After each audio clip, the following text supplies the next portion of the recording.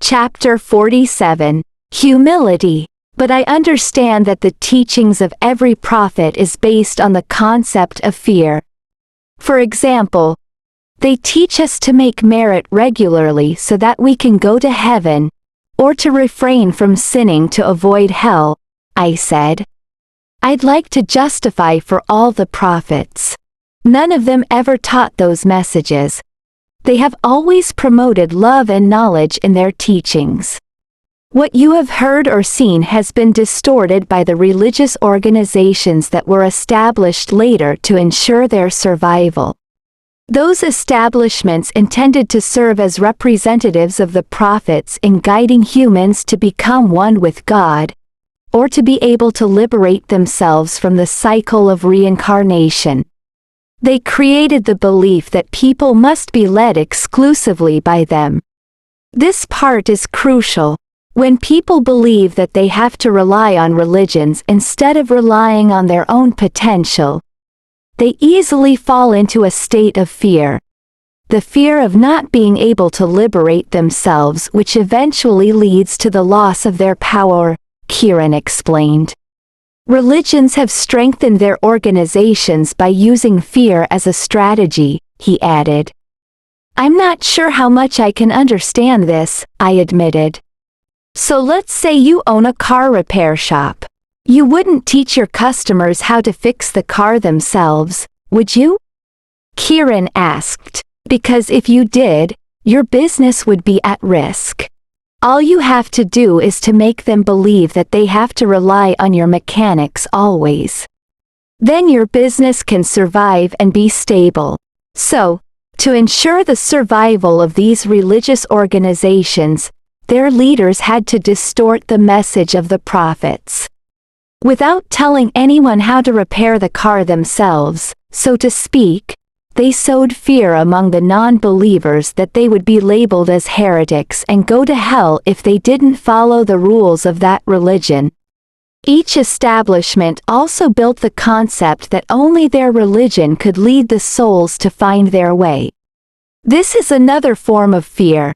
The fear of not getting the rights to ascend and the fear of being called a heretic. When your prophets were alive, they were in a similar situation like today. There were religious organizations that tried convincing people to rely on them, and they were just as powerful as those today. All the prophets have tried very hard to discard these false beliefs in those days by teaching people to depend on themselves until they finally succeeded. Unfortunately, the successors of those prophets are now using their teachings to revert back to the past. History is repeating itself. I don't think there's anything wrong with that. Each religion has to try to survive and last as long as possible, isn't it? I asked. That's true, but no religion should survive on the basis of fear. Religion should help people gain knowledge and to ascend independently, said Kieran. Even though the outcome is good, the course of action is wrong, he emphasized. So, how should one gain knowledge for ascension? I asked. Let's evaluate them one by one, Kieran said. There are two ways to access knowledge. The first is to access external knowledge with our eyes, ears, nose, taste, and touch. However, there are many limitations using these approaches. The second is to access knowledge from within, and this is what has been concealed or distorted. Because once you discover this, you can, figuratively speaking, repair your car yourself. Accessing knowledge using this method has no limitation. It does not depend on the conditions of space and time. This is how we access knowledge on Tuangra. And the key is humility. Kieran paused. I went silent. Don't you want to ask how this is related to humility? Kieran queried. No, because I know you're going to explain it to me, anyway. Humility here means to be truly humble, not only towards others, but also towards your higher self. Do you know that there's another divine being living inside of us? Yes, I know, I answered. It's the being who is always watching us. This being is happy when we do good things, and sad when we do bad things. This being always tells us what to do and guides us on our way. Yet, because we're too proud of our consciousness and arrogant, we never listen to the being within us, he explained. Kieran continued, we should be humble and ask the being every time we think or feel, or say or do anything, whether it is right or appropriate. For instance, if someone takes advantage of us and we ask our inner being what we should do, the response could be to forgive him. In another life, we might have offended that person before, but then our haughty consciousness will immediately oppose this response by saying that such a person has to be taught a lesson. Otherwise he would become too arrogant. You see, when you're humble and listen to the first thought from your divine self, you'll be enriched in love and forgiveness. The other thought from your consciousness, however, will struggle with its desire to win. This desire to win is a result of the desire for power. This desire for power is actually brought on by fear, he paused before continuing. For this reason, being humble by accepting and listening to the divine self that lives within you is the key to access knowledge. This method, in some of your prophet's teachings, is for one to be selfless and have no ego. In other words, to be humble. Once you are able to access knowledge, a state which some people call wisdom, you will be required to accomplish other requirements because you have not reached that state of ascension yet, Kieran explained further.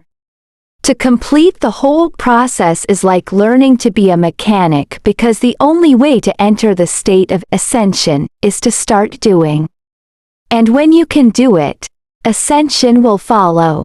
If you understand the theory but never apply it, then your effort is wasted. You will never be able to repair a car by relying on your knowledge gathered. Even if you remember every single word in the repair manual and can recite every word of it, you will never reach the state of ascension into a mechanic.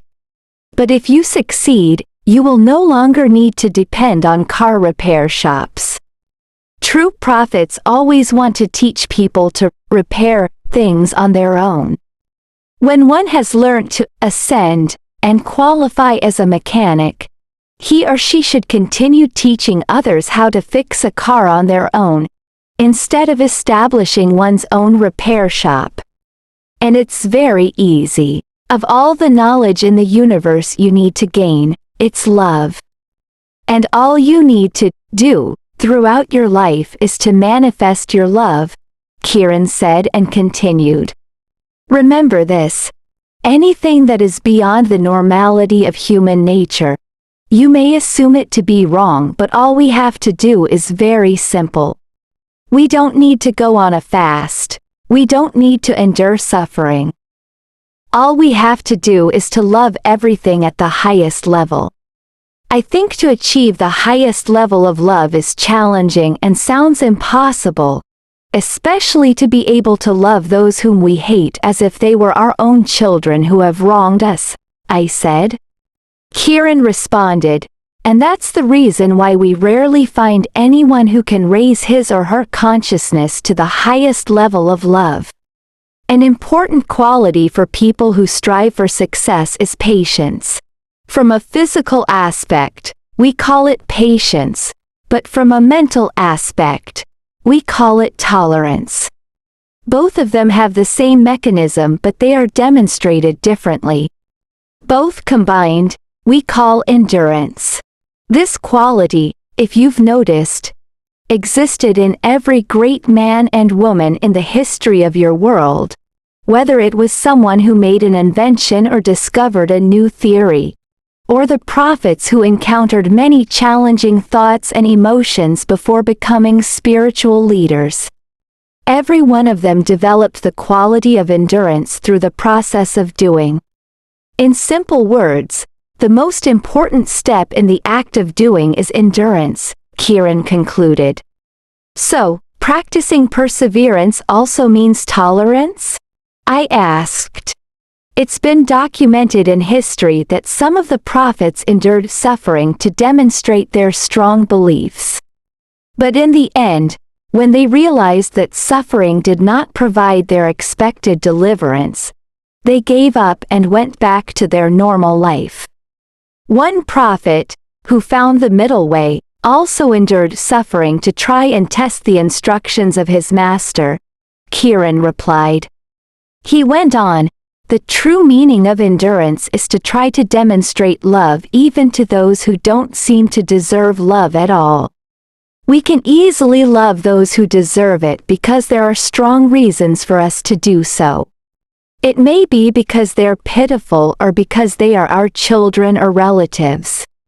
But for those who don't deserve to be loved, like selfish people, for example, it would require a huge effort to direct our body and mind in giving them love. And the biggest challenge is to be able to express it naturally and with pure consciousness. This is the meaning of purity. It has to happen before and after the process of doing. What does that mean, before and after what? I asked. Before refers to love, expressed out of consciousness, that impels you to do things honestly and without expecting anything in return. It's an action taken, knowing that it's a good thing, and that's why you decide to do it. As for after, or the outcome of an action, refers to redemption. You eradicate all the karmic contract in every space and time. For example, the second you forgive a person who took advantage of you and love him unconditionally, you not only avoided causing suffering to that person, but also avoided creating hatred and resentment that would have bound both of you karmically. This way you don't have to be reincarnate again with him in the future lives to resolve this issue.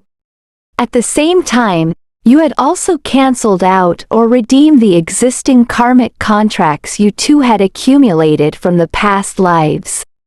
In conclusion, your action can purify the karma of your 3 lives, in the past, the present, and the future. Wow! That sounds like a great deal, I said, jokingly. This isn't a joke, Tim, and it is important, Kieran said with a serious voice. These past prophets have made huge sacrifices and they have been reincarnated on Earth to liberate your people from this cycle of reincarnation for ages.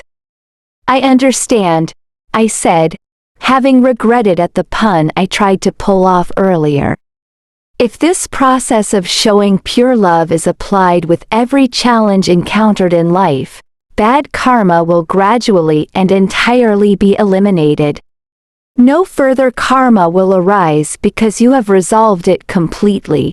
Purity, in this context, means to be free of karma, and after that, the state of emptiness, or sunyata as it's also called, will materialize. The person who has achieved that state is considered free. According to the law, he or she need not stay in your world anymore and has the option to either remain there until the end of that life or to be reborn on Tuangra to appreciate this perfect world. Living on Tuangra is blissful happiness. It's a life free from anxiety and worry. The real heaven where only good things happen, Kieran said, intending this to lead to another topic.